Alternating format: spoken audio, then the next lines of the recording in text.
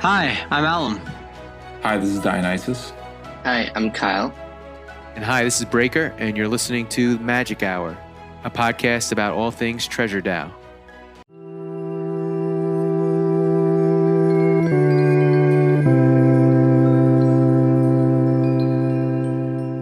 We all know there was a Bankless interview with Garp, Peter, and John from the Treasure DAO team, basically the leadership, if you will, of the Treasure DAO team.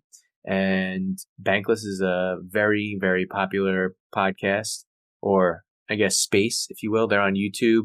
I think they have over 174,000 on their main Twitter page.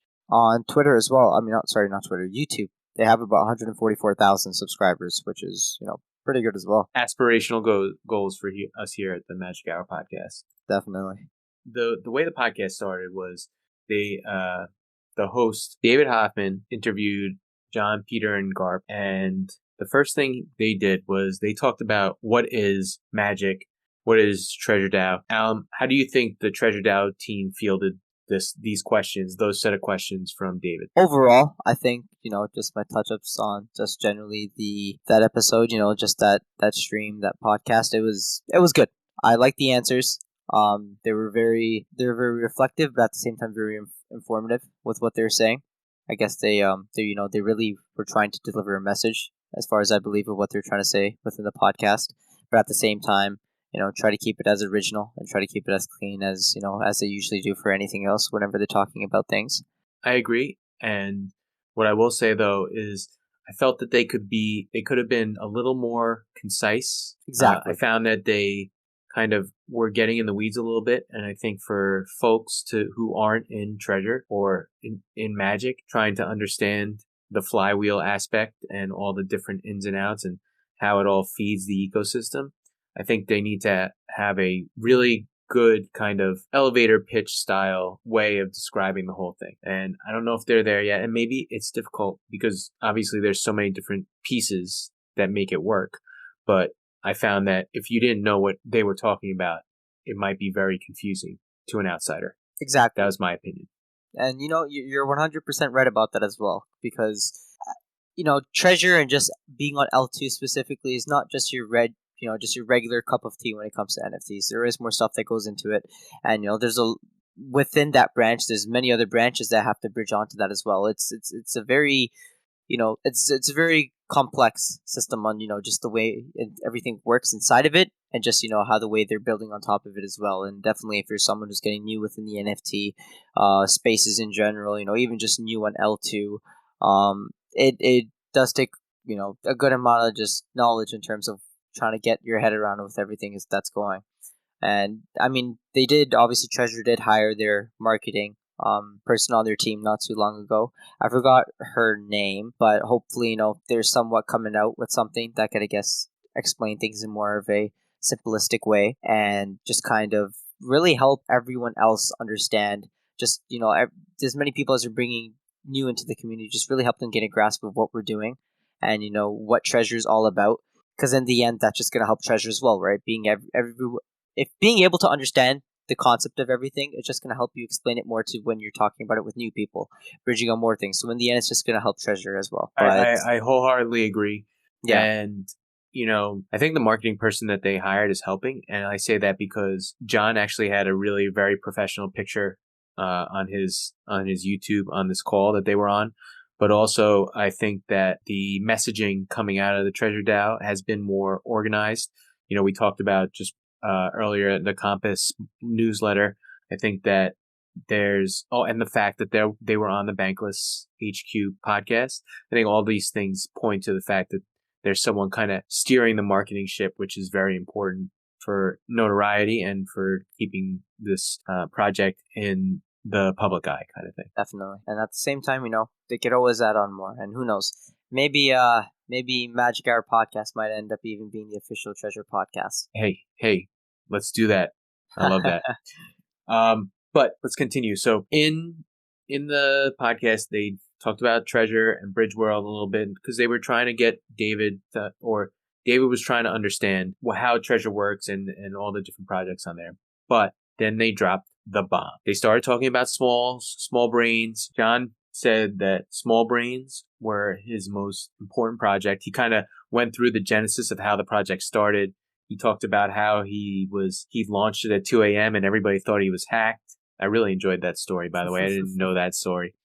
But after this, they started talking about Smallcoin, and like I said, they dropped the bomb, and they announced that a whole slew of L1 projects, including Anonymice, Kaiju Kings, Bears Deluxe, and others, are going to be generating Smallcoin. How crazy is that, guys? That honestly, when I heard that was big. Honestly, that was fucking crazy. Honestly, I mean, I'm so excited because I personally have some Anonymice. I think it's a great idea for all these projects to get involved. And something that I noticed that I was talking with Dion about earlier was that all these projects are on-chain pixel projects. So I think that there's something there as well. We were theorizing if maybe EtherOrcs will be involved. We're not sure. It doesn't. I'm guessing they're probably not, because I feel like the Treasure team would have really kind of pushed that as like the marquee project. But we didn't even mention Llamaverse is on there too. Llamaverse is also a very big project. I think their NFTs are going for 4 ETH right now. That's right. So we'll see what happens, because there might be some real market dynamics going on. If each one of these projects produces the same amount of Smallcoin, then it's much cheaper to buy, say, an Anonymice or a Bears Deluxe than it is to buy a Llamaverse. So, it's going to be interesting, to say the least, to see how all that pans out. We don't have a time frame. I know that they're going to drop some more alpha in the coming days to kind of give us, or maybe even weeks, to give us more information about all this stuff. But it really was very interesting to hear all that. And I don't think anybody saw that coming, although we did hint at it in, I think, the previous episode when we were talking about the fact that John was reaching out to other projects, right? Wasn't that only a week ago? Yeah, it was. And like we said, it's going to bring a whole bunch of new unique wallets and interest in layer one money into the ecosystem. Nothing but positives from these partnerships. Oh, for sure. For sure. And that gets me into the next big bomb announcement that they dropped, which was they're thinking about creating their own chain, which would be free of any gas. Not free of any gas, but kind of operates similarly to the way Cosmos and Osmosis blockchains work. And for those of you out there who don't know this, John Patton works for the Osmosis blockchain. But essentially how these blockchains work is they have validators. There's really no gas involved in transactions there. Everything is very seamless. I don't know if you guys even have used the Osmosis exchange on the Cosmos network, but it is so seamless and everything happens so fast. Like, it's almost instantaneous. I'm kind of excited if that's the way they're going. I think it's a perfect fit that John works for Osmosis, because I think all of the benefits, and I've heard so many people sing Osmosis's praises because of how seamless the interface is, how quickly everything occurs. All of these things you really need for games to function, right? Because you're going to be doing a lot of transactions. You're going to be interacting with a whole lot of different user interfaces. And I think it's an incredibly niche and specific fit. And we're very lucky that he has all of this expertise. And I assume colleagues who are probably extremely supportive of it. Yeah, I agree with you there. I think that they have great vision and a really strong team at the top. Yeah, no, you guys are both right, honestly. I don't think that there would be any better fit than John specifically to, help work with just everything that's going on within Treasure, and, just the framework and how they want everything to flow, and, just, again, what Dion was saying about the interface within it as well. It's just going to, obviously, it will take time for it to help, build upon this and help upgrading and keep working on the interfacing and stuff like that. But it's in the long run, again, it's just going to help Treasure as, they help bring more people onto this. The servers are getting more clamped, and, just the overall just system and just how Treasure works. And we've already seen it as well, right? Especially when we're minting, especially during the earlier times as well. Super fast transactions, never would see any delays.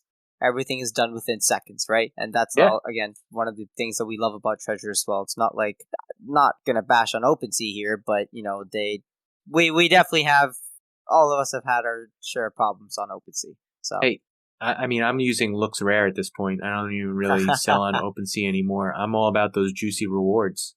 Yeah, no, that's true. That's true. But I definitely just wanted to touch up again just on the first main announcement too that they kind of made about all these projects earning small coin. And I think this is, again, I think this is very big. And as much as everyone else thinks that as well, just this is the, again, coming back to the factor of we slowly, again, are seeing hints and hints of just Treasure really kind of doing the things that they said they wanted to do in terms of, first thing they said, they really wanted to focus on their core narrative of what they want to do with Treasure, which is make Treasure the Nintendo of the metaverse. And now we can see all these projects, really building that structure for Treasure, really helping them build that strong foundation that Treasure really needs to help escalate within the future. And, we're starting to see that all pick up now, which is really, really good.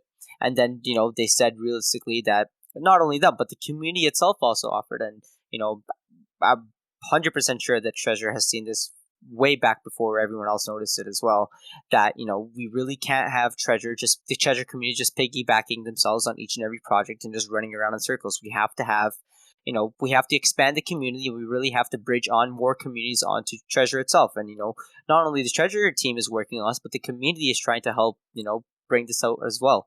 And again, with the announcement that we heard today about these 9 other projects that are going to be also earning small coin, is it's big, and this comes back to the factor of them really nailing down the things that they said that they wanted to get done. And this is, again, just another hint of that as well. And yeah, and they're taking their time exactly to build, right? And they're not just rushing into these things. And I think that probably is frustrating if you're like, it's probably frustrating when you're in this space and you see how fast things move and you're like, man, I wish they would deliver. But we have to also recognize that it takes time to build, and you want to build right, and you don't want to build with holes as we've seen in the past. So them taking their time, I'm fully supportive there of that. Exactly. And sorry, I don't think it was 9 projects though. Just wanted to clarify. No, I think it's 4. I think they said it was going to be 9 projects. They so didn't okay, list yeah. all, they didn't list all of them. They said so it was going to be 9 projects. They disclosed 4, but I think in the Treasure Discord announcement, that's where I think I'm remembering where it came from. That they said they're going to have 9 coming into the small coin, but don't quote me on that. I'm not too sure about that. I won't, but I think it was 9 also. The last thing that I wanted to mention that they talked about, and this was something that David Hoffman brought up at the end, because one of the things that he did, and we're going to link this interview in the show notes, because I highly encourage any of you out there to watch this particular episode, because obviously it's about Treasure and the team talked about some great stuff. But towards the end, David kind of wanted to sum up his thoughts about Treasure, and he said to the team, he's like, you guys are building a nation state, basically, is what it sounded like. And he described it very succinctly. He said, you have a community, you created your own currency, and you're now building out the infrastructure for this whole project. And it made a lot of sense. And it's really true. They are building a nation state, kind of. And it's interesting to see where that will go. And who knows where it's going to take us, but I'm pretty excited about it. I think it was an apt description. And I thought the interview was really great. And I don't think that they were over enthusiastic or over promised anything or kind of really exaggerated the success of the ecosystem. I think they were very humble in what they were doing, and they were just kind of telling it how it was, which I really appreciated as well. Completely agreed. I think that what they've done is it's incredible. They've built something out of nothing. They've created this new money that this community has been extremely latched onto, and there's hardly any pride in John's voice. They didn't overpromise anything, to your point. They almost seemed to be defensive about the things that they talked about, in a way. And I think that was really good. I think that the types of people that would talk like that have a whole lot to show you, very soon. They do. And you know what else was interesting? Hoffman mentioned that, he was like, where are your Web 2 leaders? He wanted to know, where are the team members who are going to help you build this? And the team even admitted, they were like, yeah, at first we didn't have those members, but they've recently joined the team, and they have a plan. They have an organizational plan. They were really kind of happy that question was asked. And it also felt like they are maturing, right? I think a lot of projects in this space don't have that level of maturity factor, which they need if they want to get over that first hump kind of thing.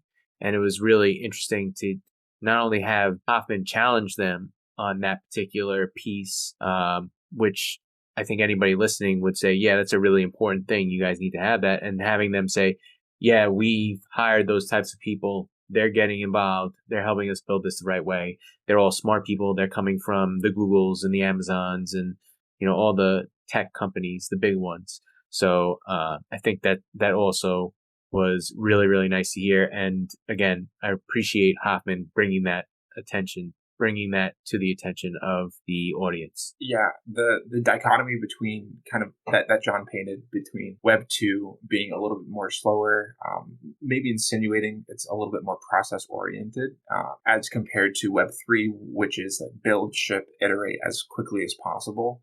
And both are needed in this space, but to your point, the ecosystem and the community has grown and matured so much that we can't be shipping at the same levels as they were back in August or fall and winter of 21. So it's great to see that they not only noticed that, but they've been building and organizing internally for quite some time. And I think that we're about to experience the fruits of that labor pretty soon. Okay. So now let's get to the most important question of the hour. Are you buying Magic here or are you waiting? Personally, I am still waiting. I know Flow State, when we first interviewed him a while ago, said Magic marches to the beat of its own drum, is not necessarily relying on macros. I don't know if I necessarily agree with that, even though I know Flow State is a much better trader probably than I am. That being said, I think macro markets allowing, Magic has a great short-term to mid-term ahead of us. If not, I'm still bullish long-term. Oh, for sure. I'm bullish long-term as well. It doesn't seem like they got a bump yet from the podcast. But, maybe not a lot of people have listened. It's late at night. Maybe they haven't gotten to their computer, moved some crypto around. So I think we're going to see a slight bump tomorrow, and then maybe even some more after that. I think we go up to probably 350 before this run stops, but we'll see what happens. I think now's a good time to buy, if you ask me. Yeah, honestly, I kind of agree with that. Personally, I'm still holding on some liquid Magic as well. I probably actually might think about buying some more. Personally, I think I am going to just wait a tiny bit longer, just until they start kind of releasing more things, possibly. Because again, in the long run, we hit literally an all-time high at $6. So we are relatively lower than that right now. So if you're thinking about this in the long game, again, you're still early. Whether you buy it at $3, whether you buy it at $4, whether you even buy it at $5, in my opinion. So it's like, honestly, I'm fine with buying either or at this time. I'm not necessarily swing trading it. So again, I'm just going to most probably hold on my Magic as well. But yeah, definitely, especially after hearing this, this again, same thing I was talking about earlier. It really does help push just the structure and just, again, really building on Treasure and really showing that they want to create a strong foundation. And I guess this is really paving their path for that to really become a success.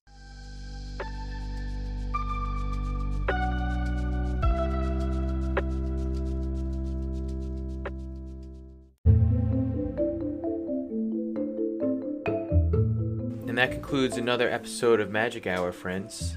If you like what you hear, please like and subscribe to our YouTube or Spotify or Apple Podcasts or wherever you can listen to your podcasts. You can also follow us on Twitter at Magic Hour Pod. All the links are found on our link tree, which is in the show notes. From all of us, we appreciate your support for Bridge World.